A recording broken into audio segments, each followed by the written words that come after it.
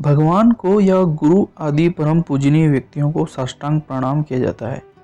इसे दंडवत प्रणाम भी कहते हैं, क्योंकि इस स्थिति में व्यक्ति दंड यानी कि डंडे के समान बिल्कुल सीधा होता है। लेकिन यही प्रणाम जब स्त्रियों द्वारा किया जाता है तो उन्हें अर्ध दंडवत प्रणाम करने का निर्देश है, यानी कि घुटनों को मोड़कर इस तरह से प्रणाम किया जाए कि स्त्री के पेट व वक्ष स्थल का स्पर्श भूमि पर न हो। स्त्रियों को पूर्ण दंडवत प्रणाम करने का निषेध क्यों है, इसके पीछे कई तर्क दिए जा सकते हैं। उन पर चर्चा करने से पहले जरा यह समझ लेते हैं कि साष्टांग प्रणाम आखिर होता क्या है। इसका विवरण एक श्लोक में दिया गया है और वह है पादाभ्याम कराभ्याम जानोभ्याम मुरसा शिरस्तथा मनसा वचसा दृष्टया प्राणामुष्टांग मुच्यते। अर्थात साष्टांग प्रणाम अष्ट अंग प्रणाम यानी कि 8 अंगों के दौरान प्रणाम, जिसमें पैर, हाथ, जांघ, हृदय, सिर, वचन, मन और आँख, इन 8 से युक्त होकर और जमीन पर सीधा लेटा जाता है। साष्टांग प्रणाम अपने इष्ट के प्रति पूर्ण समर्पण का भी प्रतीक है।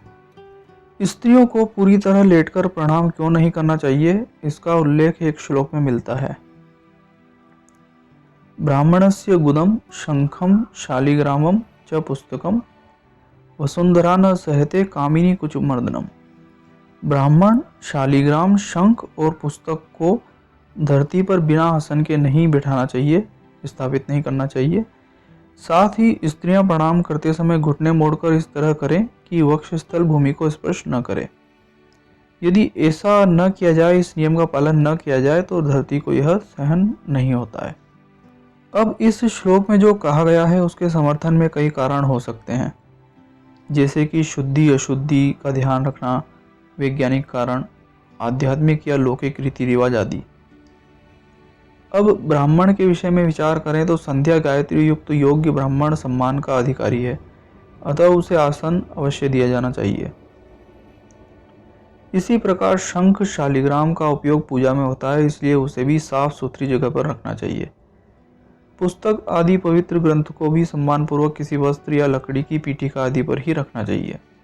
अब जहाँ तक स्त्री का प्रश्न है, सबसे पहले तो यह देखें कि सार्वजनिक स्थान जैसे मंदिर आदि में जमीन पर लेटकर प्रणाम करना वैसे भी शोभा नहीं देगा।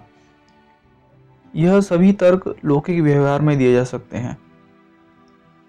अगर इसके आध्यात्मिक पक्ष को देखें तो एक सच्चरित ब्राह्मण शंख शालिग्राम धर्म ग्रंथ वह स्त्री के वक्ष स्थल संतान को पोषण द्वारा जीवन शक्ति देने से सकारात्मक ऊर्जा रखते हैं। इनको सीधे भूमि पर रखने से वह पॉजिटिव ऊर्जा भूमि में चली जाती है और उस ऊर्जा को सहन करना भूमि के लिए संभव नहीं होता। यानी कि इस श्लोक में सहन करने का संदर्भ उस ऊर्जा को झेलने में है, न कि उसका भार उठाने में। कई लोग इस श्लोक का अर्थ यूं भी करते हैं कि इन चीज़ों का भार पृथ्वी नहीं उठा सकती है, लेकिन यह अर्थ तार्किक नहीं है, क्योंकि आसन पर बैठने से भी भूमि पर भार तो उतना ही पड़ेगा, बल्कि आसन का वजन और बढ़ जाएगा।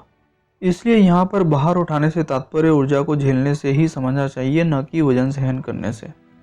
तो हमें यही समझ में आता है कि धरती भी माँ होती है और स्त्री भी अपने दूध से संतान का पोषण करती है।